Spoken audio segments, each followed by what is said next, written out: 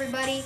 Stache here. I am back with episode 2 of the Lions Leadoff series, and in this episode, I will be going over all the Lions preseason losses and what they did with their roster during this preseason. I will also be telling you guys the 3 main things we learned about the Lions this season from the preseason. Let's get right into it. This season, the Lions will try their best to keep their core players healthy. For example, in the preseason, Matthew Stafford barely played, even in game number 3. This shows that they don't want Matthew Stafford and all the other players that the Lions need to be healthy this season to be meh at their 50% or lower performances for the season.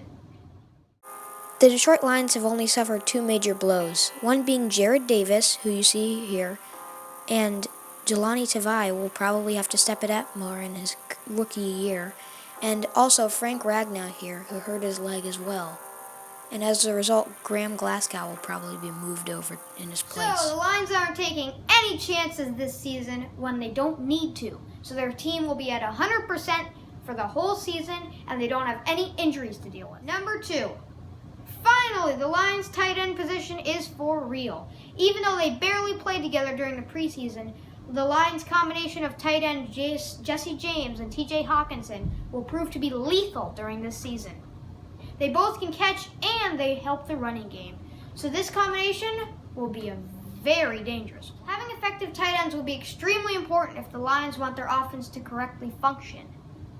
Now, recently, the Lions have had a ton of inconsistent tight ends who just weren't getting the job done. Add in a struggling offensive line, and you got a dilemma if you're coaching the Lions offense.